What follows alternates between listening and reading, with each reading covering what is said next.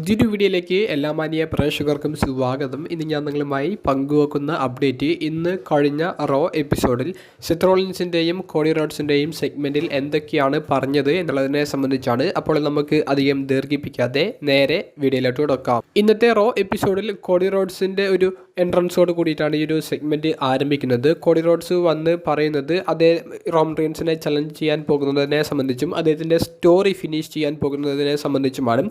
ആരാധകർ മൂലമാണ് തനിക്ക് ഈ ഒരു മത്സരം കളിക്കണം എന്നുള്ളൊരു ആഗ്രഹം പിന്നെയും വന്നത് എന്നുള്ളതാണ് കോഡി റോഡ്സ് പറയുന്നത്.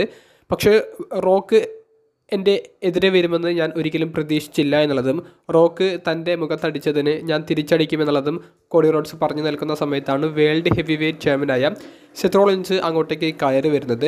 സെത്ത് റോളിൻസ് വന്നിട്ട് പറയുന്നുണ്ട്, നീ നിൻ്റെ സ്റ്റോറി ഫിനിഷ് ചെയ്യണം എന്നുള്ളത്. പക്ഷേ ബ്ലഡ് ഇപ്പോൾ കൂടുതൽ അപകടകരമായ ഒരു ഫാക്ഷനായി മാറിയിട്ടുണ്ട് എന്നുള്ളതും സെത്ത് കോഡിയെ ഓർമ്മിപ്പിക്കുന്നുണ്ട്. റോക്കിൻ്റെ ഒരു വരവ്, റോക്കിൻ്റെ ഇപ്പോൾ അദ്ദേഹത്തിന് ലഭിച്ചിരിക്കുന്ന ആ ഒരു പവർ എല്ലാം നിനക്കെതിരെ ഉപയോഗിക്കാൻ സാധ്യതയുണ്ട്. അതുകൊണ്ട് തന്നെ നിന്നെ രക്ഷിക്കാൻ വേണ്ടി ഞാൻ നിൻ്റെ മുന്നിലൊരു ഷീൽഡ് പോലെ നിൽക്കും. ഷീൽഡ് കൊണ്ട് ഉദ്ദേശിക്കുന്നത് ഒരു രക്ഷാ കവചം പോലെ. ബ്ലഡ് ലൈൻ ഗ്രൂപ്പിലെ ആരെങ്കിലും റസൽമേനിയ 40 കോഡി റോഡ്സും റോമൻ റീൻസും തമ്മിൽ ഏറ്റുമുട്ടുന്ന മത്സരത്തിൽ ഇൻ്റർഫിയറൻസ് നടത്തിയാൽ സെത്ത് കോഡി റോഡ്സിനെ സഹായിക്കാൻ വരും എന്നുള്ളതാണ് സെത്ത് അവിടെ പറയുന്നത്. കൂടാതെ ഷീൽഡ് എന്ന് പറയുന്ന ഗ്രൂപ്പിലൂടെ റോമൻ റീൻസിനെ സെത്ത് കൊണ്ടുവന്നതും ഇത്രയും വലിയ അപകടകരമായ ഒരു റെസ്ലറായി, ഒരു മോൺസ്റ്ററായി റോമൻ റീൻസ് മാറുമെന്നുള്ളതും സെത്ത് പ്രതീക്ഷിച്ചില്ല എന്നുള്ളതും സെത്ത് കോഡിയെ ഓർമ്മിപ്പിക്കുന്നുണ്ട്. അപ്പോൾ ശക്തരായ എതിരാളികളാണ് കോഡിക്ക് മുന്നിലുള്ളത്. പക്ഷേ കോഡി റോഡ്സിനെ സഹായിക്കാൻ എന്ത് വില കൊടുത്തും സെത്ത് കൂടെ നിൽക്കുമെന്ന് പറഞ്ഞുകൊണ്ടാണ് ആ ഒരു സെഗ്മെൻറ്റ് അവസാനിപ്പിക്കുന്നത്. അപ്പോൾ എന്തുകൊണ്ടാണ് സെത്ത് ഇങ്ങനെ കോഡി റോഡ്സിനുള്ള ഒരു സഹായം കൊടുക്കുന്നത് എന്ന് വെച്ചാൽ, റോമൻ റീൻസിനോട് സെത്തിന് കുറച്ച് പകയുണ്ട്. അതെന്താണെന്ന് വെച്ചാൽ, ഈ ഒരു ട്രൈബൽ ചീഫ് കരിയറിൽ റോമൻ റീൻസിനെ ആകെ ഒരു ഡിസ്ക്വാളിഫിക്കേഷനിലൂടെ ആണെങ്കിൽ പോലും പരാജയപ്പെടുത്തിയത് സെത്താണ്.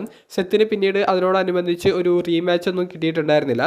കൂടാതെ റോമൻ റീൻസിൻ്റെ കയ്യിലുള്ള ചാമ്പ്യൻഷിപ്പിനാണ് മുൻഗണന കൂടുതൽ എന്നുള്ളത് റോമൻ തന്നെ എപ്പോഴും പറയാറുണ്ട്. അപ്പോൾ സെത്തിൻ്റെ ആ ഒരു ചാമ്പ്യൻഷിപ്പിന് സെക്കൻഡറി ആയിട്ടുള്ള ഒരു വാല്യൂ ഉള്ളൂ. അതില്ല. റോമൻ റീൻസിൻ്റെയും തൻ്റെയും ചാമ്പ്യൻഷിപ്പിന് ഒറ്റ വാല്യൂ ആണ്.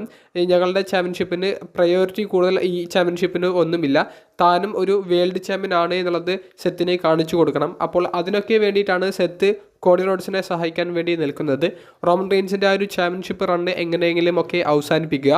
റോമൻ റീൻസിൻ്റെ ഇടയ്ക്കിടയ്ക്ക് വരുന്ന ആ ഒരു രീതിയെല്ലാം അവസാനിപ്പിച്ചുകൊണ്ട് ആക്റ്റീവായിട്ടുള്ള ഒരു റെസ്ലർക്ക് ആ ഒരു ചാമ്പ്യൻഷിപ്പ് കൊടുത്ത് ചാമ്പ്യൻഷിപ്പിൻ്റെ ആ ഒരു മൂല്യം നിലനിർത്തുക എന്നുള്ളതാണ് സെത്ത് കോഡിയെ സഹായിക്കുന്നതിലൂടെ സെത്ത് ഉദ്ദേശിക്കുന്നത്. അപ്പോൾ ഈ ഒരു സെഗ്മെൻറ്റിലൂടെ സെത്തും കോഡിയും അടുക്കുന്നതാണ് നമുക്ക് കൂടുതലായി കാണാൻ സാധിച്ചത്. റസൽമേനിയ 40 റോമൻ റീൻസ് ആണോ കോഡി റോഡ്സ് ആണോ വിജയിക്കാൻ സാധ്യത? നിങ്ങളുടെ അഭിപ്രായങ്ങൾ കമൻറ്റ് ബോക്സിലൊന്ന് രേഖപ്പെടുത്തുക. അപ്പോൾ അടുത്തൊരു വീഡിയോയുമായി കാണുന്നത് വരെ ബൈ.